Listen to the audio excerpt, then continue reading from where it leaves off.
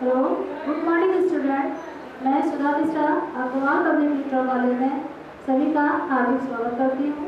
बच्चों, मैं आज आपको हिंदी व्याकरण में विशेषण के बारे में बताऊंगी।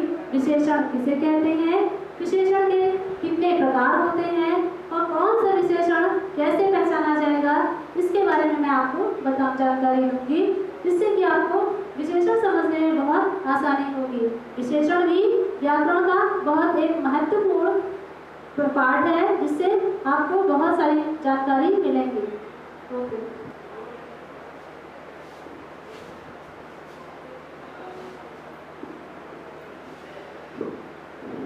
बच्चों, अभी हमने आपको बताया विशेषण किसे कहते हैं, इसके बारे में आपको बताने के लिए आपको बताया विशेषण किसे कहते हैं। पहले आपको यही समझना होगा कि आखिर विशेषण होता क्या है, विशेषण की परिभाषा क्या होती है, या विशेषण क्या चीज है। तो विशेषण की परिभाषा में आपको यही समझना है कि किसी संज्ञा या सर्वनाम की विशेषता बताने वाले शब्दों को विशेषण कहते हैं।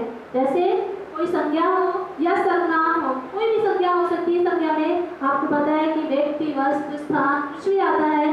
तो चाहे सर्वनाम हो, मैं, तुम, हम, ये सब सर्वनाम होते हैं। इनमें से कोई भी संज्ञा या सर्वनाम होते हैं, उनकी विशेषता बताने वाले जो शब्द होते हैं उनको हम विशेषण कहते हैं। तो विशेषण जैसे कि यहाँ पे ऊपर एक देखिए उदाहरण दिया हुआ है।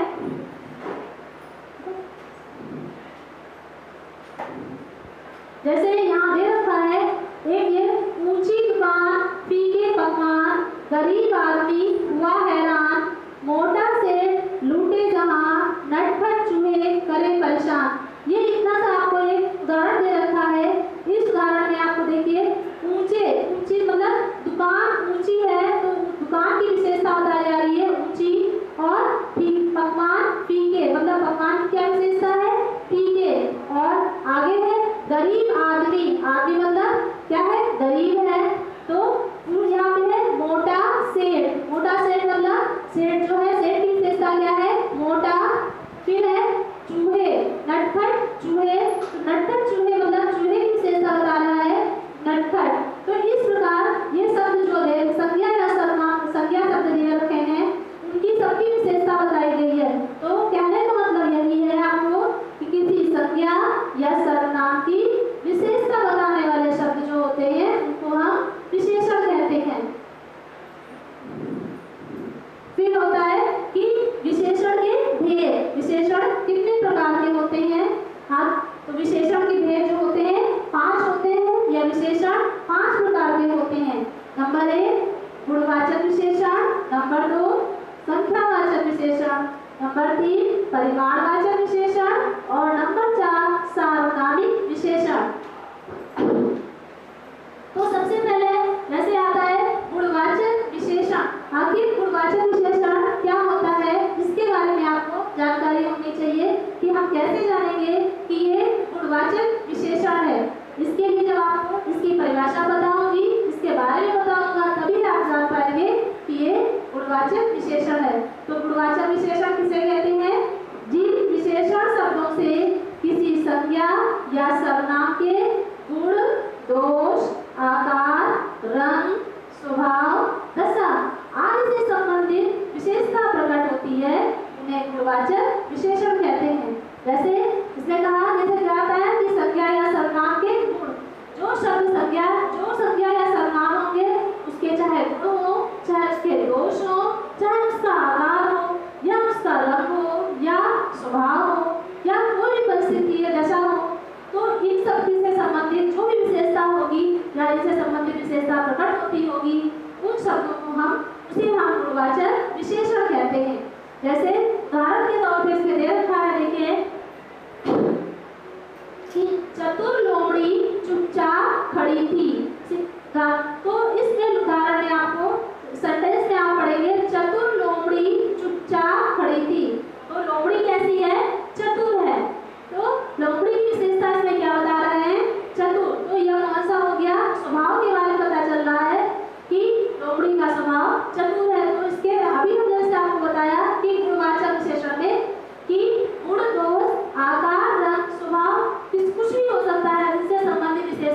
प्रकट होती है तो वो गुणवाचक विशेषण होता है।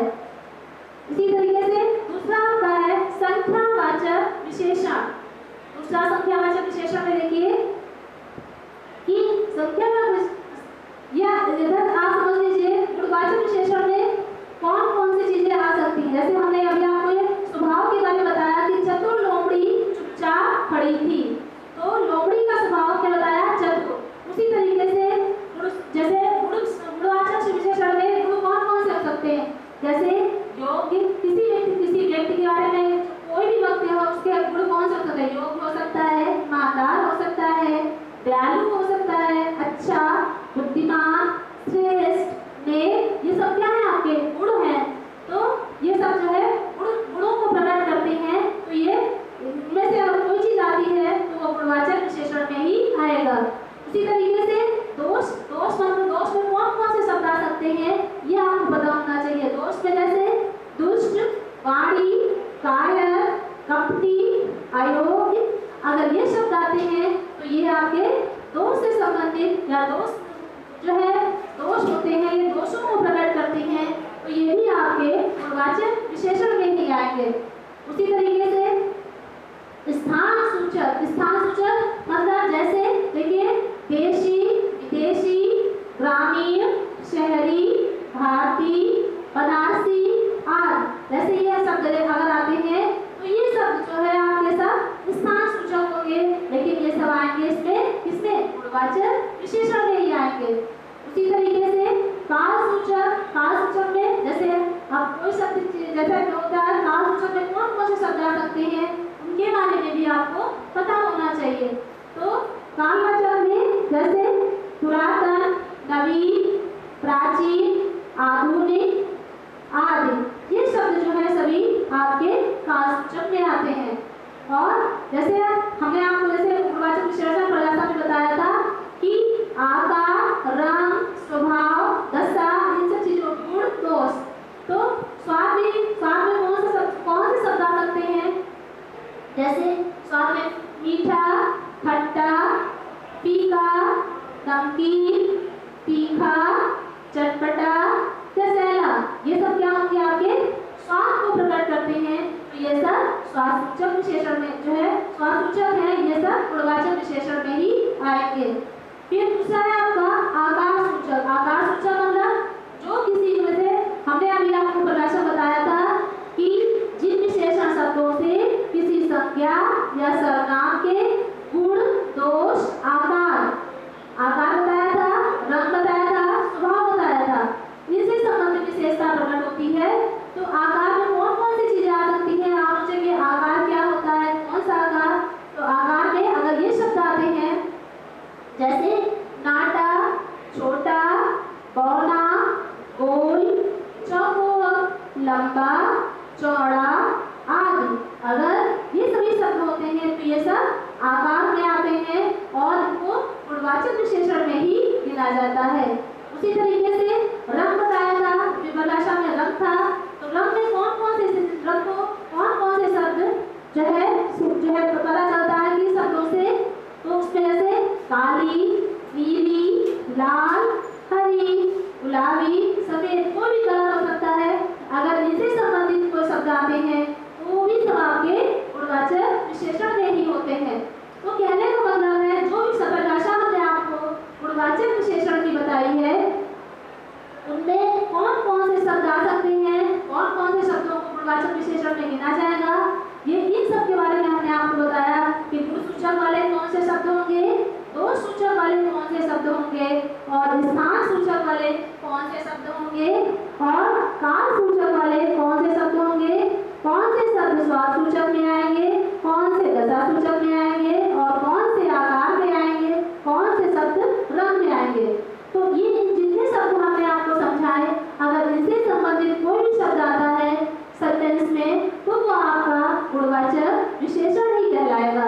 दूसरा आपका आता है संख्यावाचक विशेषण।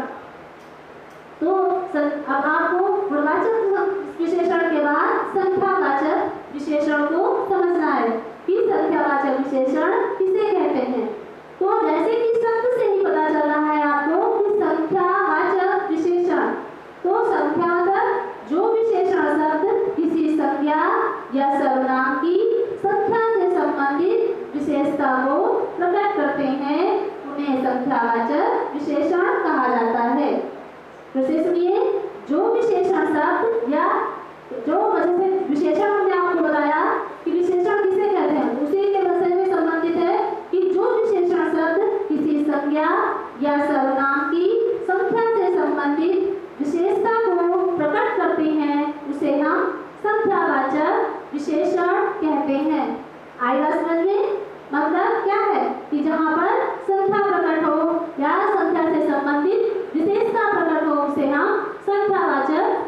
विशेषण कहते हैं। जैसे कि सामने आपके उदाहरण दे रखा है कि सुरेश ने कक्षा में प्रथम स्थान प्राप्त किया। तो सुरेश ने कक्षा में प्रथम जहाँ प्रथम शब्द जो दे रखा है इसमें क्या है, ये आपको संख्या से संबंधित विशेषता प्रकट कर रहा है या संख्या से संबंधित बात बता रहा है कि प्रथम, तो प्रथम से पता चल रहा है कि ये संख्यावाचक विशेषण है। उसी प्रकार से दूसरा सेंटेंस आपका दे रखा है कि मेज पर 2 किताबें हैं, मतलब किताबें मेज पर हैं लेकिन कितनी है संख्या में, 2 है। तो जब 2 संख्या पता चल रही है, यहाँ पे 2 आया है, संख्या दी जा रही है, तो साफ पता चलता है कि इस सेंटेंस में ही संख्यावाचक विशेषण है। फिर है वहाँ अनेक लोग खड़े थे। तीसरा सेंटेंस आपका उदाहरण के तौर पे दे रखा है कि वहाँ अनेक लोग खड़े थे। तो अनेक मतलब संख्या है लेकिन कितनी है ये नहीं पता है, अनेक है, तो यहाँ भी आपका संख्यावाचक विशेषण होगा। फिर मेज पर कुछ पुस्तकें हैं, कुछ मतलब पुस्तकें हैं, गिनी नहीं गई है लेकिन है संख्या में ही, इसलिए ये भी आपका सेंटेंस जो है संख्यावाचक विशेषण में आएगा। तो बच्चों सीधी सी बात है कि जो विशेषण शब्द किसी संज्ञा या सर्वनाम की संख्या से संबंधित विशेषता को प्रकट करते हैं उसे हम संख्यावाचक विशेषण कहते हैं। हमने आपको उदाहरण बताया कि कहाँ पर कौन से शब्द आएंगे जिनसे आपको पता चल जाएगा कि ये संख्यावाचक विशेषण है। तीसरा आपका आता है इसके बाद परिमाणवाचक विशेषण। तो परिमाणवाचक विशेषण क्या होता है, परिमाण में मतलब शब्दों को ध्यान दीजिए, परिमाणवाचक विशेषण। तो जैसे इसकी परिभाषा क्या होगी कि जिन विशेषण शब्दों से संज्ञा या सर्वनाम शब्दों की मात्रा या माप की जानकारी प्राप्त हो उन्हें हम परिमाणवाचक विशेषण कहते हैं। मतलब अपने शब्दों में समझिए कि जैसे जिन विशेषण शब्दों से कह रहा है, तो जो विशेषण शब्द से हमें किसी संज्ञा या सर्वनाम की मात्रा मतलब कितनी चीज है, कितनी मात्रा मतलब मात्रा में कितनी है, या माप या कितनी लंबी है या कितना क्या है, माप से संबंधित या मात्रा से संबंधित शब्द आते हैं, तो वहाँ पर परिमाणवाचक विशेषण होता है। ध्यान से सुनिए, जिन विशेषण शब्दों से संज्ञा या सर्वनाम शब्दों की मात्रा या माप की जानकारी होती है उन्हें हम परिमाणवाचक विशेषण कहते हैं। तो मात्रा या माप मतलब किसी चीज की मात्रा पता चल जाए कि ये चीज कितनी है, उसके बारे में अगर दे रखा है कि ये मात्रा, तो उसी तरीके से माप या कोई चीज कितनी लंबी है, इसके लंबाई चौड़ाई क्या, अगर इससे संबंधित शब्द आते हैं तो वो परिमाणवाचक विशेषण होता है। जैसे कि उदाहरण में दे रखा है 5 लीटर दूध। अब दूध की मात्रा यहाँ पर पता चल रही है कि दूध कितना है, तो जब कह रहे हैं कि 5 लीटर दूध की मात्रा पता चल रही है 5 लीटर है, तो ये इसका मतलब है कि जो 5 लीटर दे रखा है यहाँ पर, तो ये परिमाणवाचक विशेषण है। दूसरा है उदाहरण कि 4 किलो चीनी, मतलब चीनी की मात्रा कितनी है, चीनी कितनी है, तो यहाँ पे दे रखा है 4 किलो, तो चीनी की मात्रा पता चल रही है 4 किलो है, इसलिए यहाँ पर यह भी आपका परिमाणवाचक विशेषण है। फिर तीसरा है थोड़ा आटा, लेकिन यहाँ पर जैसे यहाँ पे कोई मात्रा पता नहीं चल रही है, लेकिन तब भी यहाँ पर क्या होगा आपका परिमाणवाचक विशेषण होगा। लेकिन कौन सा परिमाणवाचक होगा, जैसे जहाँ पे हम यहाँ भी थोड़ा आटा, आटा की मात्रा पता चल रही है कितनी है कितनी नहीं है, लेकिन मात्रा है, लेकिन इसलिए से निश्चित माप का बोध नहीं हो पा रहा है, लेकिन ये भी आपका जो है परिमाणवाचक विशेषण में आएगा। इसके बाद आपका आता है बच्चों चौथे नंबर पे कौन सा विशेषण, सार्वनामिक विशेषण। सार्वनामिक विशेषण क्या होता है ये सुनिए, जो सर्वनाम शब्द संज्ञा के पहले आकर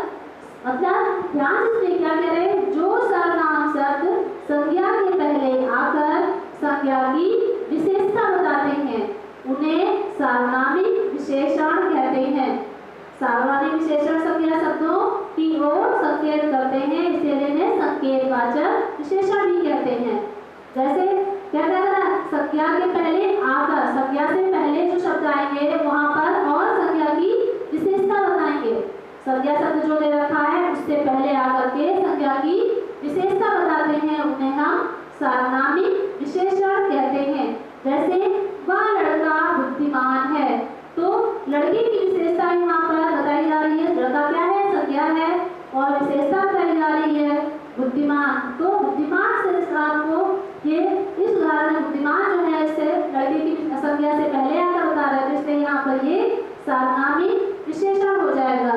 तो सार्वनामिक विशेषण आपको समझ में आया कि सार्वनामिक विशेषण किसे कहते हैं? जो सर्वनाम शब्द संज्ञा के पहले आकर संज्ञा की विशेषता बताते हैं उन्हें सार्वनामिक विशेषण कहते हैं। उसी तरीके से ध्यान से सुनिए, हमने आपको कौन कौन से विशेषण बताए, विशेषण कितने प्रकार के होते हैं ये बताया आपको। कौन कौन से?